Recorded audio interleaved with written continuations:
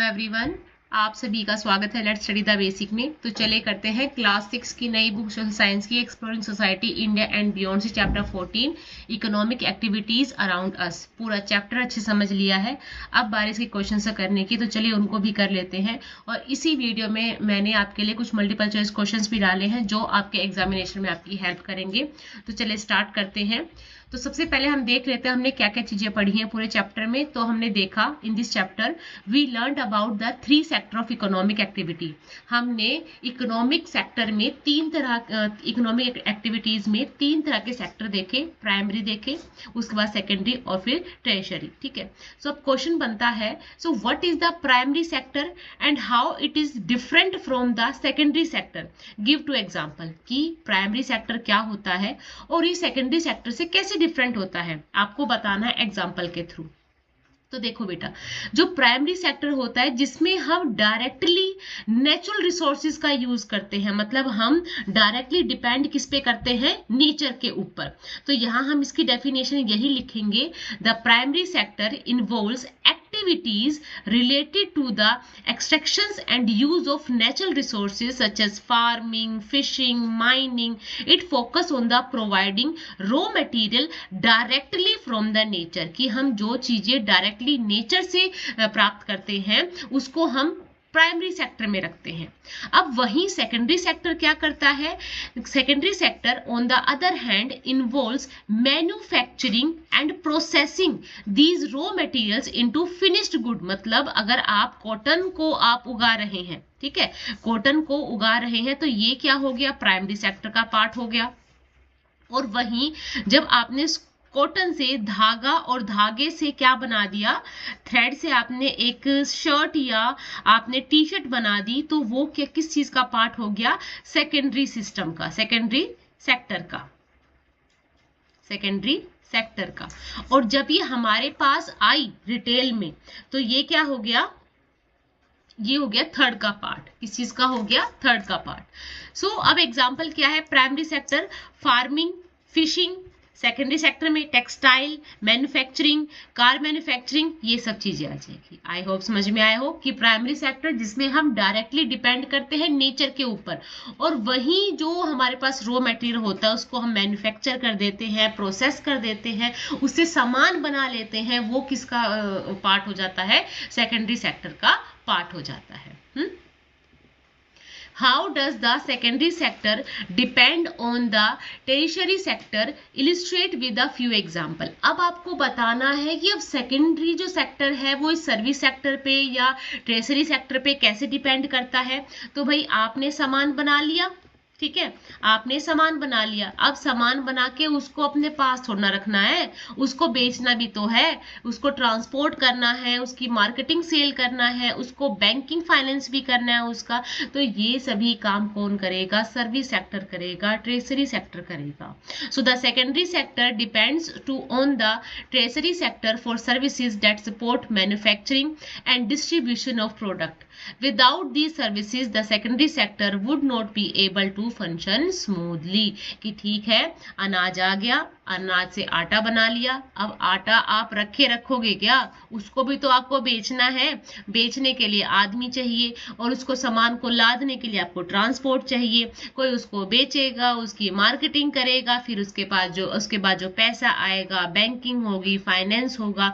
तो इस तरह जो सेकेंडरी सेक्टर है वो डिपेंड करता है टर्शियरी सेक्टर के ऊपर।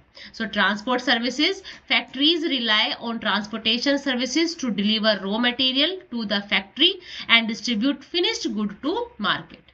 मार्केटिंग कैसे करेंगे, once goods are produce, goods मतलब सामान, गुड्स का मतलब अच्छा नहीं, यहाँ पे गुड्स का मतलब है सामान। Goods are produced, businesses need marketing services to advertise and sell their product to customers. आप देखते हैं ना कि आटे के लिए भी होता है आशीर्वाद आटा, फॉर्चून आटा, ये भाई इनकी मार्केटिंग नहीं होगी तो हमें कैसे पता चलेगा कि कौन सी जो कंपनी है कौन सा आटा बेच रही है। तो ये मार्केटिंग होती है, सेल्स होती है। Banking and finance, so factories often depend on financial services for loan transactions and managing funds for product. की होता है कि कोई कंपनी चाहती है कि वो किसी चीज को सेल करे, पर उसके पास अभी इतना पैसा नहीं है, तो वो लोन ले लेती है ना, ट्रांजैक्शंस होती है बहुत बड़ी बड़ी, ताकि चीजें आराम से चल सके। Give an example of interdependence between primary, secondary, tertiary sector, show it using a flow diagram. अब आपको बताना है कि तीनों कैसे आपस में रिलेटेड है।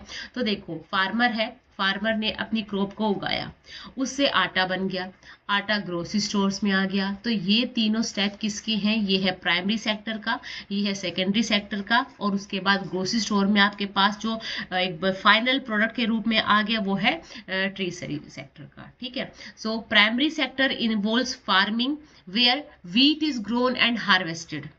The wheat is then sent to a flour mill, a secondary sector activity, where it is processed into flour. The flour is then used by a bakery to produce bread. Finally, the bread is distributed and sold in supermarket or bakeries, which is the part of tertiary sector. ठीक है, क्या आ जाएगा? tertiary sector. ठीक है, इसको ठीक कर लेना। TERTIARY, tertiary sector. I hope इतना एग्जाम्पल दे के बताया है आपको तीनों सेक्टर कैसे कैसे ये डिफरेंशिएट है, इनके बीच में समझ में आ गया होगा। अब हम कुछ मल्टीपल चॉइस क्वेश्चंस भी कर लेते हैं। So which of these is a tertiary activity. तो हमने देखा है कि जब भी कोई चीज मैन्युफैक्चर होगी, ठीक है, तो वो किसका पार्ट हो जाएगी? सेकेंडरी का। फिशरमैन मतलब ये नेचर से कनेक्ट है, तो ये किसका पार्ट हो गया? प्राइमरी का। कंस्ट्रक्शन मतलब ये सेकेंडरी का पार्ट है, ये प्राइमरी का पार्ट है, और ये भी सेकेंडरी का पार्ट है। तो रिपेयरिंग ऑफ कंप्यूटर बन गया है, मैन्युफैक्चर हो चुका है। अब इसकी रिपेयरिंग के लिए हमें इंसान चाहिए, किसी की सर्विस चाहिए, तो वो किसका पार्ट हो जाता है? टर्शियरी एक्टिविटी का या सर्विस सेक्टर का काम हो जाता है। What is the full form of Amul? So Anand milk union limited इसकी फुल फॉर्म है। Goods and services that are produced in one country and sold to buyers in another country are called export. इसको क्या कहते हैं? हम export कहते हैं कि हमने कोई चीज अपने देश में बनाई और उसको बाहर देशों में बेच दिया, तो इसको क्या बोलते हैं? एक्सपोर्ट करना। ठीक है, निर्यात करना। Hotel, restaurants, schools, hospitals, banks, airport, shops are a part of service sector. Tertiary sector मतलब जितनी भी सेवाएं हमें प्रदान होती है, हमें मिलती है, वो सभी सर्विस सेक्टर का या टर्शियरी सेक्टर का पार्ट होती है। Extracting pulps from the tree is a मतलब नेचर से रिलेटेड है, तो प्राइमरी सेक्टर है। Primary activities are directly depend on nature to produce goods. Which of the following can be included as primary activity? तो agriculture हो जाएगा। Next है which sector involves transforming raw materials into finished product। मतलब primary sector का कोई सामान लिया और उसको फिनिश्ड मतलब फाइनल प्रोडक्ट में बना दिया, तो ये सेकेंडरी सेक्टर का पार्ट होता है। बेचना, उसकी मार्केटिंग करना, फाइनेंस करना टर्शियरी सेक्टर का काम होता है।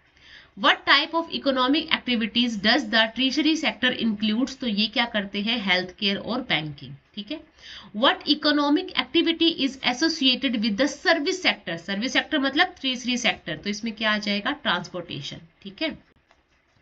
A milk cooperative in Anand district in 1946 was set up to increase the income of farmers. This cooperative was set up under the leadership of Tribhuvan Das Patel and Dr. Verghese Kurian. Which of the following cooperative it is? तो ये किसका काम था? Initiative था अमूल का था।